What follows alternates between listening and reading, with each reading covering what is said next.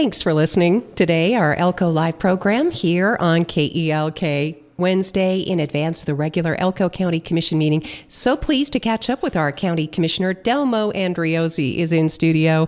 Welcome, Commissioner Andreozzi. Thank you so much, Lori. It's great to be here with you. Thank you so much. It's good to see you on this beautiful day out there. I've really appreciated the nice spring weather that we've had, cool temperatures and a little bit of rain. And then you step outside today and just go, wow, this is a great day for a walk. So that's how I started off today. It was good. Great. We do see Commissioner Andreozzi making the rounds in the neighborhood. You're Mr. Fit, but I can always tell you're focused. You must do a lot of thinking on those walks. I do. Yeah, I do some of my best thinking or listening. I got some podcasts and stuff that I like to listen to when I'm walking. So that's nice. You made me remember the late Judge Andrew Mearns, because he did that too. Oh, did he? Yeah, we loved seeing Andy take his walks around the neighborhood. So, Commissioner, we have the County Commission meeting at 1:30 today, and topping the agenda. Well, there are a few things on the agenda, obviously, but the budget. Yeah. We want to go over that because this is the final budget. I believe it will be submitted on deadline to the state.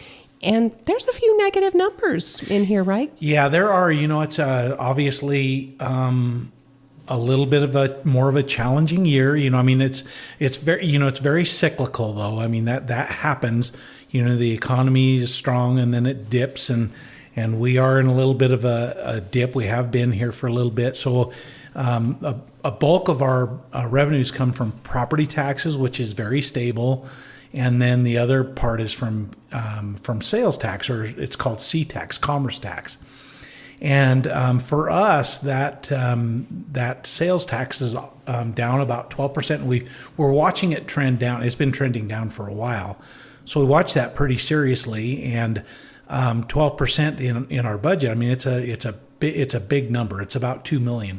So it's a little bit of a challenge, and I just hope that the economy turns around and we get back to that. That's this whole message. It's always been about this shop local campaign, and it's so true on so many levels. And with the advent of the convenience of Amazon, let's say, for example, or any other online purchases that we do, I know it's extremely convenient, and obviously my wife uses that stuff as well. But what happens is when we collect, and we do collect sales tax, when online sales first started, they weren't collected, and they are now, but it doesn't go back to the county of origin. It gets distributed amongst all 17 counties based on population. So, converse that by if you buy something locally, like at a local dealership, let's say, for example, you buy that, and that's the county of origin, that sales tax. There's other sales tax that goes to the state and so on and so forth, but the county of origin gets that bulk of the sales tax, whereas because it's the point of sale, right? So like, like for example, you have a lot of mining type of equipment that's purchased in other counties. That's the point of sale. The sales tax revenue doesn't necessarily come to Elko County. That's why the logistics center is such an important thing for Elko County and the tax base for Elko County. So, again, just to say that, if you were to buy a vehicle, contrasting that out of state, and you come back into town and you still have to pay a sales tax, but again, instead of being paid to the county of origin, it gets distributed amongst all 17 states. So, it's just always a good reminder to just encourage people to shop home, because you are supporting these local things. Our tax base, obviously, in Elko County, Lori, as you know, is very small. We're not super heavily populated, which is one of the reasons why we like it here. But it's a very large county, and so we just don't have as strong as a tax base as maybe some other larger urban areas. And so, when you have these little bits of bumps, you definitely feel it. So, we've kind of come up with a way to get through this budget. Our ending fund down around 7.5%. So, a little bit less than what is recommended, but not we're still okay. And these are projections, so you don't know exactly how much revenue is going to come in or how much you spend. So, you always have some other hands on the levers as we go through the year. I feel like we've had to do some changing around in the infrastructure tax to take care of some other obligations, mainly because to me it was kind of like trying to minimize the impact and keep the level of service the same. We have a lease program that's with the Sheriff's Department. They enjoy for 27 Sheriff's deputy vehicles, and those vehicles, and that's $300,000 a year. And those vehicles, they get used, right? So this lease program really is kind of a good thing for Elko County, but we have that ongoing payment of $300,000. So want to shift that over, and then the other big piece is there's two other big pieces. Maybe I'll just mention really quickly that we kind of carved out of the general fund so that we could make this work. But the other piece was a new ambulance. As you know, we've extended ambulance service out to Spring Creek, and I've said this from the beginning. If we're going to provide that level of service, it's going to have to be subsidized to some degree. It just is, and to me, it's okay because we're talking about public safety, health, and welfare, and I think it's important for us to keep that type of service in the county government rather than look at some other options. So there's that piece, and then the other piece that we're spooling up for is the taking on the Spring Creek parkways, and so we're going to get 2 more people for the road department, and we have some capital purchases to help us spool up, take over the parkways over in Spring Creek. And so those purchases were up there around $2 million. So we had this infrastructure tax that we put in place about 10 years ago. And the idea behind that infrastructure tax was, as you remember, we got the all risk fire from NDF. NDF went away, and we really were in bad shape, and it was being funded out of the general fund. So from that, we created a fire district. We have a district fund that has property tax that's dedicated to go to the fire district for operations, and then this infrastructure tax helps fund new equipment and fire stations. And there's still going to be a giant need out there. There's no question, again, because the county's so large, and we depend so much on our volunteers, and appreciate our volunteers very much. And then the other piece of that was the road thing. What we kind of split that infrastructure tax in half, and we've one of the biggest things that was important to me was try to get one paved road in each one of these subdivisions, and we're making progress on that. So we've come a long ways, and we're just having to reallocate some of those funds a little bit just to kind of get through this, and the sheriff's vehicles and the ambulance. These are things that we need, but if we shift that burden out of the general fund, then we can absorb this hit that we're going to take. Delmo Andreozzi is our county commissioner, our guest here on Elko Live. In advance of the regular meeting, they will be submitting the final budget, so some discussion. So as you mentioned, as an offset, you did have to carve up the fire protection district a little bit. Yeah, it was actually not the fire protection district, but the infrastructure tax. Okay, so, that funds it. Yeah, well, there's 2 pieces that fund the fire district. One is a property tax, which is the district related, and then we adopted, this is that infrastructure tax that we passed about 10 years ago. It's on sales tax. So if you remember when we went from we're at 7.1% for sales tax now, that it was when we did that, and half of that goes to roads and half of it goes to the fire district to buy just equipment and buildings and stuff like that. Okay, so that's where we sit right now. And I was going to ask you too, what is with our assessed valuation? You notice those numbers too? Yeah, I do notice those. It's I would tell you this, Lori, that as you know, I have been just about in every branch of government there possibly could be, and I've always said that government finance is the most complicated. It is very, very complicated. For people that do that for a living, it's easy to them, but it is super complicated. So the assessed valuation there's a lots of formulas and lots of things that go into that. But these are numbers that we get from the state, so the assessed valuation, and sometimes there's the, that percentage that it goes up, the cap rates and all of that stuff is factored into that. So, the assessed valuation is down a little bit. You can see that. So, but we're still growing, but it has to do with this, these magical formulas that the state, and I'm telling you, I don't understand it very well. I wish that's one thing that I don't understand very well because it's so complex for me. There's people that can probably figure that out really easy, but that's not my cup of tea. So the valuation again shows a decrease. That's $86.9 million, a 3.42%. And again, this is not something that just the county's dealing with. The city's also been talking about similar budget woes, and they're still investigating it. Does it have to do with the distribution? Right. There is a piece of that too, and I would tell you that this thing is happening statewide, right? So C-tax, I'm talking about sales tax. We're seeing that happen statewide.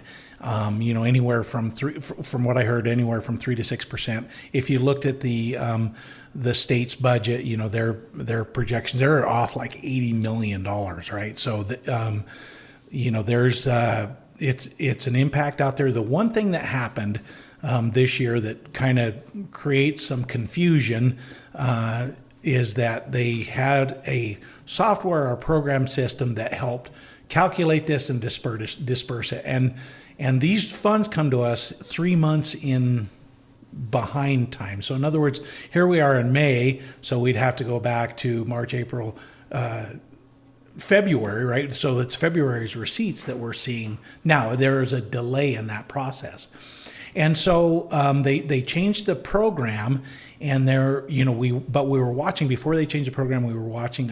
You could see it that the trend was trending down a little bit, and then there was this one big month that it just fell off. But that's when they changed the system, and so the state said we're going to do a true up, and so they did. We saw a pretty healthy bounce, but we're still down. So I hope it doesn't have anything to do with that system, but it could. All I know is what we know, and that's the numbers that we have, and we try to be conservative with our projections and just kind of make sure that if there was an error, that I would have thought that they would have had the old system and the new system running concurrently, so that you didn't have some kind of an issue. Yeah, definitely. So it is something, as Commissioner Andreozzi is describing, it is happening statewide. Where's our giant pool of money going? It's shifting and oozing. And the last fund, I think maybe it might be valuable to reflect on, although I know there's a lot of interest in the budget right now, Delmo, but the capital fund. So what's happening with that ending fund balance too? Okay, let me see which one you got there. So, so the capital fund. So you remember, there's a lot of revenue streams that went into that too, right? So we had when pay as you go went, and we had for a while we had the 40 some odd cents generating revenue in there. There were some ARPA funds that were in there, and as you know, and you're going to see some really. Because those ARPA funds weren't anticipated, and those funds have been sent back out. So there was a $15 million, and there's an agreement that protects us all the way around to make sure that there's performance. But suffice it to say that there's $15 million that went out to build this new event center that the Boys and Girls Club is going to do. So those are some of the factors there. But, ever since we had the property tax going in there, we haven't spent any of the property tax. So we have about a $20 million fund balance in there for, there's been a lot of conversation about a judicial center or whatever it is, so just trying to set aside some dollars, and we haven't moved anything farther than that. As you know, we had a presentation, and it was way more than we could afford. So at a minimum, that's going to have to be scaled back or reduced. I don't think a 30-year bond is a good option for the county. A short-term, maybe 10-year bond could possibly work. And so if you do a blend of a bond and have some revenues saved up, perhaps we could do a big capital purchase. But that's really what that revenue is. It's just kind of hanging out in there at this time. But you will see some dollars that have come in and out of it. And what it has to do with is the ARPA funds that we received that were allocated for the event center. And as Commissioner Andreozzi is explaining too, it is noted here that in the capital funds, it does not include the school district capital, which is again a carve out, which goes to a separate account. It does go to a separate account. Yes. Yeah, and so we collect that too and then distribute it back to the school district. Yep. And it is, as you were just describing, so the ending fund balance in 23-24 was like $26.6 million. This 24-25 year, it's 19.6. There's nothing indicated for the budget going forward. Yeah, no, it's just staying there in reserve. It's okay. It's going to continue to grow until the commission makes a decision to do something, do some type of capital project. And you do get to accrue interest on that. Yes. Okay, good. And the $15 million that's sitting with Boys and Girls Club that is not included in this total, It right? is not. Okay. So we entered into an agreement, and there, like I said, there are some performance expectations that have been developed into this agreement. So they have the $15 million. They have authorization to spend, a certain amount for engineering purposes, and they can't go any further without making sure that the land, whatever land they're going to have, is secure, and that they have the other. Because this is leveraging private dollars too, so they have to have those private dollars in hand to build this. So if that doesn't happen, then those funds would then come back to Elko County. All right. So there's, I think, a summer deadline, and there'll be more to come on that. And then it is important to note, as the commissioner described, the county just doesn't, whether it's $19.6 million, the county doesn't have enough money to build any one project right now. I mean, construction costs are skyrocketed. It is very, very, very expensive to build, obviously. So, that's why I think it's good to have a plan. It's good to have options. It's good to, look at, it's good to be creative, right? It's good to just kind of, we want to, and I think that at the end of the day, that's what our job is, I think, or I feel, what I believe is that, we are the stewards of the taxpayers' money, and we need to make the best decisions that we can. I'd be the first to admit that we're not perfect, or I'm not perfect.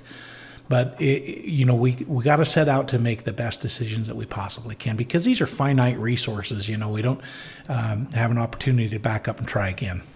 Thanks, Commissioner. And then we'll switch gears here, but just to bring one more project to the forefront, I think that in discussions we've had on the radio here, the jail expansion with a behavioral health unit, has that been prioritized yet? It is. It's still up there, and we haven't seen any cost estimates or any design, so it's still out there. And Lori, I'm really glad you brought up that piece again, because it just seems to me, and there's been a couple of meetings that I've attended with our emergency personnel, and then there is intercept meeting that's happening at the county with a variety of stakeholders. But it's just life just seems to be a lot harder these days, and there are a lot more behavioral health issues and a lot more challenges that we're dealing with. So it's really about trying to address the issue the best way that we can. So there are, that we've seen that totally change in that jail atmosphere, where we used to be able to house inmates and double them up, and now we can't, because some of those people have some real severe. I'm not a clinician, so I can't diagnose them, but other than to say that they have some real serious behavioral issues and they really need to be segregated from the regular population. So, that impacts your capacity. So that's one of the reasons why we're looking at that. But, as we go through this, and I'm confident that we have good and smart people all around the county that are working on this and trying to come up with solutions. I'm convinced of that. But I need to just mention again, there's been a lot of energy and effort that's been put out there on 988, which is the suicide prevention hotline. The success that I'm hearing from that, of being able to de-escalate that, is really high. So, that's our part, I think, in two things that we need to do as friends and neighbors to each other. One is we need to check in on each other. And when we know that maybe, or if we think or whatever, we need to help distribute this information about 988, because those people are trained to handle this. So, we are culturally, we're used to calling dispatch for everything, right? Everything you can imagine, dispatch gets a call. And, I would just like to use this opportunity to just really let people know and that you're not alone, you're cared about. And if you need some help, call 988. There's the success that I'm hearing, the percentage of success there really is high. So we just need to encourage people to know and use that system if they need it. Thanks, Commissioner Delmo Andreozzi. We're going to move quickly on through the agenda. Thank you again. Just to acknowledge what you said is very significant. So appreciate that. There's going to be a presentation from Tom Hannum about the feasibility study, which is ongoing for roadway improvements on the Moyle Highway, connectivity, maybe a secondary access for Spring Creek. Yeah. So this is something I asked to have on there. This was an idea that I kind of championed several months ago, and I don't know what the status of it is. I just trying to understand where are we at, because we kind of authorized this thing over 8 months ago, and I really haven't seen or heard anything. So I'm just trying to get an understanding about where we're at with our design professionals, because there's a lot of information that we're relying on based on that study. So we really need to have that study done. And that's the other thing on the agenda, is working with the Desert Research Institute on water planning. We do have a plan. It needs to be updated, and water is everything. You don't do anything with that. Water guides everything. So we do know that we have a closed basin out there. So we just, again, need to have the best information, best planning tools that we possibly can, so that we can set ourselves up for the most success and desired outcome that the community wants. Thank you, Commissioner. That'll be a non-action item, item G on the County Commission agenda. The County Commission meets in regular session at 1:30. There's a fire meeting at 1, so in case you listeners think, why is she rushing him? It's because I got to get him out of here a little bit early to get you there on time. Did want to mention, too, the public defender's offices here. They're a strained department right now. I know. So our public defender, who I have a lot of respect and admiration for, has turned in his resignation for personal reasons, and obviously wish him nothing but the absolute best. It's going to create a huge hole in that department, and I'm confident that we can get it fixed. The most important thing is that he can go on and do what he needs to do, and know that he enjoys our support, but he is going to definitely leave a hole. He's done an outstanding job for Elko County. Yeah, best of everything to Matt Pinnell. Again, the county commission will consider he formally submitted his resignation, and that will be effective mid to late June. But that is an extremely stressful position. So it is. Yes. That whole judicial system. That is a big system for sure.